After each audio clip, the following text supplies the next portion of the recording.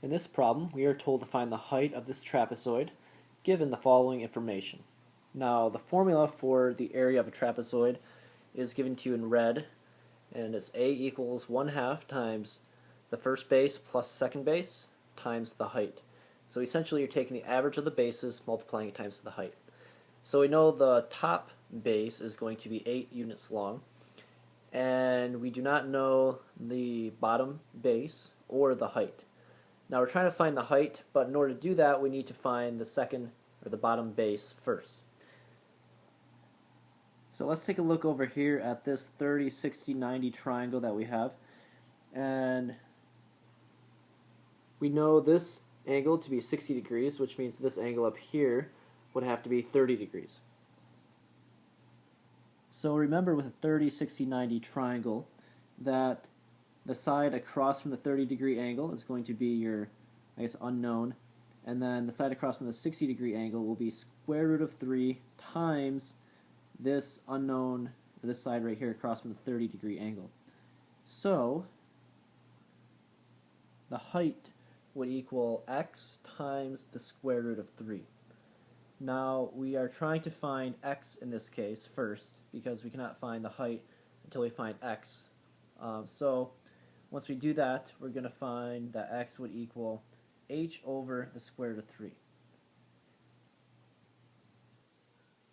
So now we know this little portion from this point to be h over square root of 3. And we know that since it's a trapezoid, that the length from here to here will be 8 because the length on the top from here to here is going to be 8 as well. And this height will be the same at this point as it is over here. And since we know that this triangle is a 45 degree, it's got a 45 degree angle, and the side across from that is going to be h, we can therefore conclude that this portion right here will also be h, because this will be a 45 degree angle as well. So your base at the bottom will be h squared root of 3, that portion right there, plus 8, plus h right here, and then your top base we already know to be 8. So now we just plug everything into this equation here that's given to us, and we can use that to find your height. So let's take a moment and do that.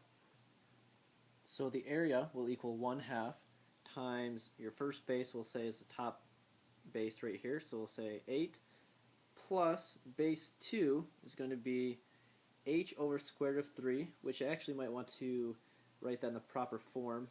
I'm going to get h times square root of 3 over 3, plus this other portion right here is going to be plus 8, and then plus this other height right here, h, so it's going to be plus h. All that is going to be times the height, which is h. So we also know the area was given to us to be 66 times square root of 3 plus 54. So I'm going to plug that in, and that will go in place for a at the beginning. So now I have an equation where I can now solve for h. So to do that, first thing first, it's probably going to be easiest to multiply everything by 2 to get rid of this fraction right here. So to multiply everything by 2 on the left side, I'm going to get 132 times square root of 3 plus 54 times 2 is 108 equals, and then this will be everything except for that 1/2 will be gone now, so we've got 8 plus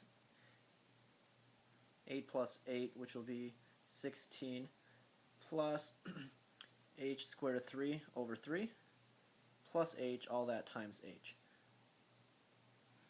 So now I can distribute the h. I'm going to get on the right side 16h plus h squared times square root of 3 over 3 plus h squared.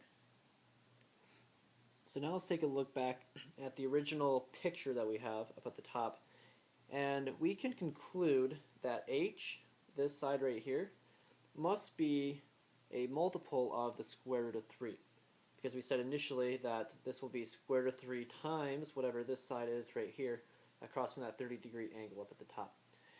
So because that must be true, it must be a multiple of square root of 3. Then if I take a look down here, what I have, so this first part, 16 times h, that's going to have a square root of 3 in there. H, if it's a multiple of square root of 3, I'm going to have something times 3 times square root of 3.